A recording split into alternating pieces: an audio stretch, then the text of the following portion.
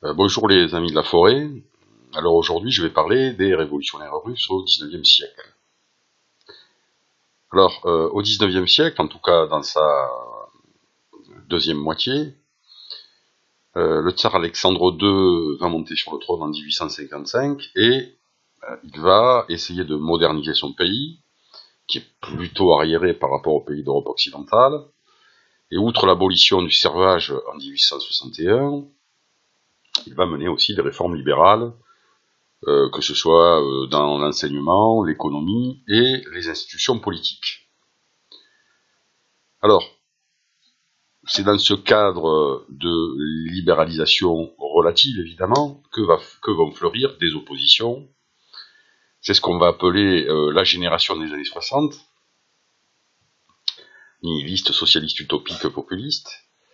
Et cette génération des années 60, elle va commencer avec le livre d'Ivan Turgenev, Père et Fils, en 1862, qui met en scène son héros Barazov, qui est un étudiant en médecine, et qui conteste l'ordre social et les traditions. L'année suivante, en 1863, c'est Nikolai Tchernychevsky qui va écrire son « Que faire les hommes nouveaux », qui sera le livre de chevet d'un certain Vladimir Ilitch Lénine, et lui qui mettra en scène Rakhmatov, qui est aussi l'image du révolutionnaire voulant changer la société.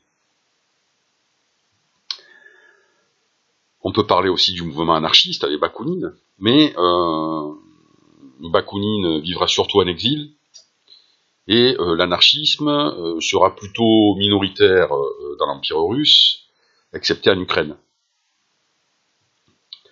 Alors, il y a un mouvement qui va faire florès, si je puis dire, en Russie, dans cette deuxième partie du siècle, c'est le mouvement populiste, qui est en fait un mouvement qui s'apparente au socialisme agraire, et qui est promu par les Narodniki, en français les gens du peuple, dans le mouvement Terre et Liberté. Alors, je rappelle que la Russie est un océan paysan, et c'est pour ça que les populistes vont conjuguer d'un côté une organisation entre guillemets socialiste, mais vont tenir compte de la réalité sociologique de la Russie, qui est un pays avant tout rural, et donc il n'y a pas le choix à la limite. Mais ces populistes qui sont composés souvent de la couche intellectuelle russe, enfin la nouvelle couche, c'est-à-dire des instituteurs, des avocats, vont s'apercevoir que le moujik, il est plutôt rétif aux idées socialistes, tout simplement parce qu'il est abruti par son travail et par l'alcool, et donc, progressivement, va se dégager une conception de révolution par le haut, impulsée par des minorités agissantes. Alors, ce mouvement des Narodniki, Terre et Liberté, va se scinder en deux, entre modérés et radicaux. Un peu dans tous les partis, il existe des modérés et des radicaux. D'un côté, il va y avoir le mouvement Partage Noir. Partage Noir, ça se réfère en fait à la réforme agraire, hein, c'est-à-dire l'idée que les paysans vont se partager les terres des possédants. Et dans ce mouvement, on va retrouver par exemple Plekhanov et Axelrod, qui seront beaucoup plus tard des compagnons de Lénine, en exil. Et Plekhanov sera même surnommé le pape du marxisme russe. Alors d'un côté, il y a ce mouvement qui est plutôt modéré, si je puis dire, qui pense qu'on peut arriver à des réformes par la négociation politique ou par l'évolution de la société russe.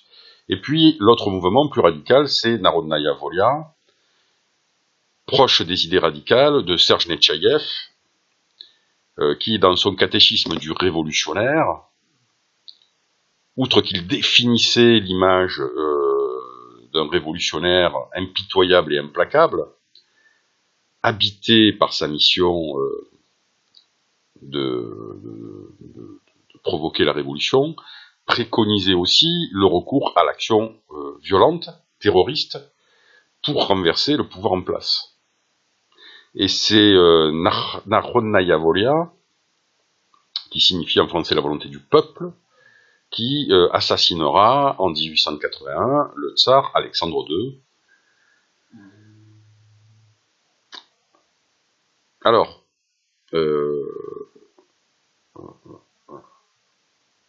Nechayev va énormément influencer l'idéologie d'un Pierre Tkatchev, surnommé le premier bolchevique, et surtout, évidemment, Vladimir Ilyich dit Lénine, puisque dans son Que faire en 1902, qui est un clin d'œil au livre de Tchervatchensky, écrit 40 ans plus tôt, Lénine va théoriser sa conception du parti, parti qui est composé de militants professionnels,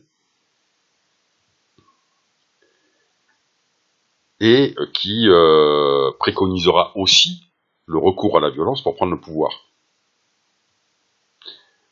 Donc on peut voir la filiation entre les populistes et Lénine via Narodnaya Volia et la conception du recours à la violence et des minorités agissantes. Le mouvement des populistes sera aussi à l'origine de la création du Parti socialiste révolutionnaire russe en 1901, le mouvement dit DSR, socialiste révolutionnaire, qui sera dominant dans la Russie, et qui, au lieu de mettre en avant l'action historique du prolétariat, mettra plutôt en avant l'action des paysans. Le Parti des socialistes révolutionnaires étant très implanté dans les campagnes russes. Enfin, à la fin du XIXe siècle, il va y avoir la diffusion du marxisme en Russie via des intellectuels, notamment Pierre Strouvé, et il va y avoir la fondation du Parti ouvrier social-démocrate de Russie en 1898, parti où Lénine va faire ses armes et où en partie il va prendre le pouvoir lors du congrès de 1903, qui est le congrès de la scission entre bolcheviks et mencheviks. Voilà, je vous remercie, à bientôt.